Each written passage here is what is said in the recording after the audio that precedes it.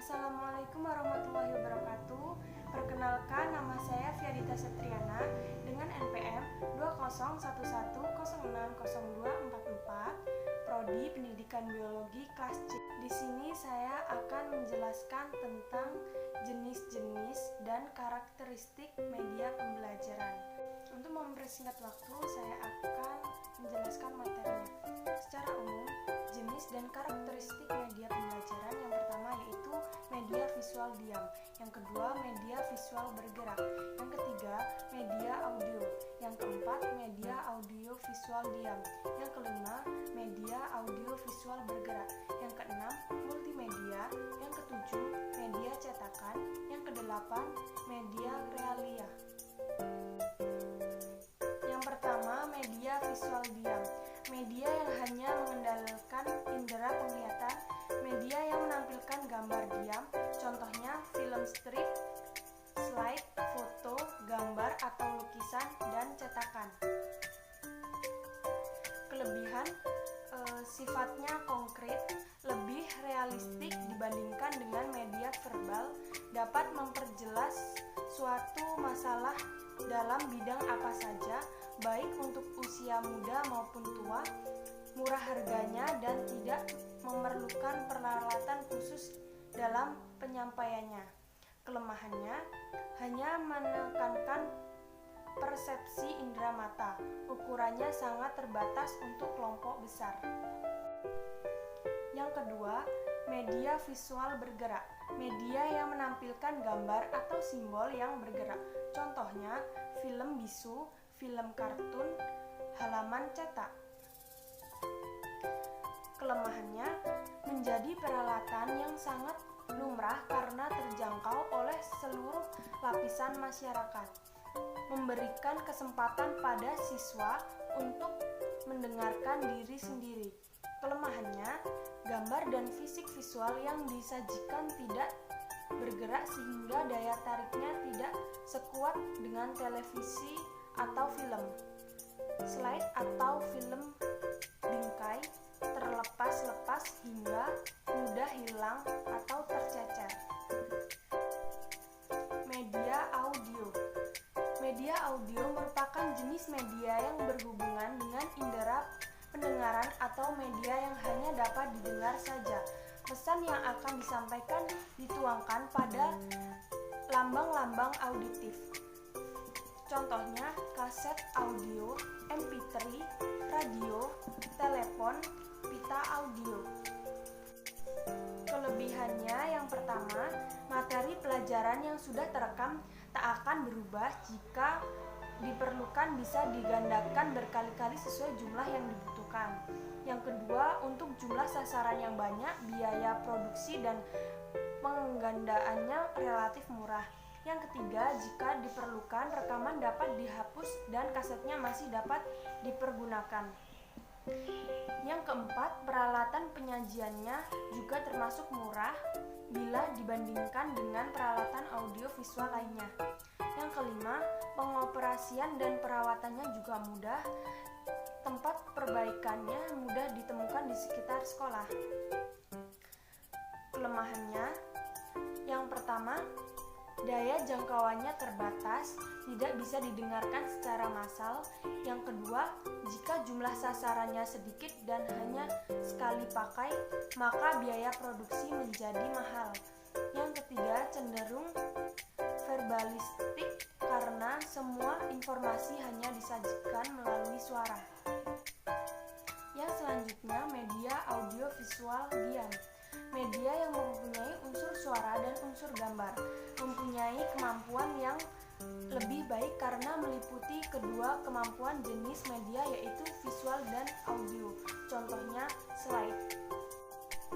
Kelebihannya, pemakaian dapat secara fleksibel membuat perubahan-perubahan sementara penyajian berlangsung, mudah dipersiapkan dan materinya mudah digunakan. Fasilitas papan tulis atau whiteboard selalu tersedia di ruang-ruang kelas. Kelemahannya yaitu yang pertama, terbatas penggunaannya pada kelompok kecil, memerlukan keahlian khusus dari penyajiannya. Yang ketiga, mungkin tidak dianggap tidak penting jika dibandingkan dengan media-media yang diproyeksikan. Yang selanjutnya, media audiovisual bergerak. Media yang melibatkan kedua unsur, yaitu unsur suara dan unsur gambarnya, berasal dari sumber yang berbeda. Film bingkai suara yang unsur gambarnya berasal dari slide proyektor dan unsur suaranya berasal dari tape recorder. Contohnya, film bersuara, film pada televisi, dan animasi. Kelebihannya yaitu dapat menggambarkan suatu proses, dapat menimbulkan kesan ruang dan waktu. Penggambarannya bersifat 3, dapat menyampaikan suara seseorang ahli sekaligus melihat penampilannya, dapat menggambarkan teori sains dan animasi. Kelemahannya yaitu media audiovisual yang terlalu menekankan pada pentingnya materi ketimbang proses pengembangan materi tersebut. Pemanfaatan media ini juga terkesan memakan biaya tidak murah. Penayangannya juga terkait peralatan lainnya seperti video player, layar bagi kelas beserta LCD-nya. Yang selanjutnya, multimedia. Multimedia adalah sembarang kombinasi yang terdiri atas teks, seni grafik, bunyi, animasi, dan video yang diterima oleh pengguna melalui komputer. Contohnya, komputer, internet, dan pembelajaran berbasis komputer. Kelebihan menggunakan dua media, yaitu audio dan visual, bersifat interaktif, bersifat mandiri sehingga pengguna bisa menggunakan tanpa bimbingan orang lain. Kelemahannya yaitu pemanfaatan media ini juga terkesan memakan biaya tidak murah. Penayangan juga terkait peralatan lainnya seperti video player, layar bagi kelas beserta LCD-nya. Yang selanjutnya, media cetakan. Media cetakan mempunyai makna sebuah media yang menggunakan bahan dasar kertas atau kain untuk menyampaikan pesan-pesannya. Contohnya, buku dan modul. Kelebihannya yaitu murah untuk didapatkan, dapat diakses oleh kalangan luas, tidak memerlukan peralatan, bersifat fleksibel, mudah dibawa kemana-mana, dapat digunakan untuk menyampaikan semua materi pembelajaran. Kelemahannya yaitu membutuhkan pengetahuan awal, kurang membantu daya ingat, apabila penyajiannya kurang menarik, warna ilustri akan cepat membosankan.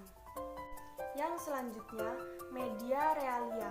Media realia merupakan media nyata yang ada di lingkungan alam, baik digunakan dalam keadaan hidup maupun sudah diawetkan.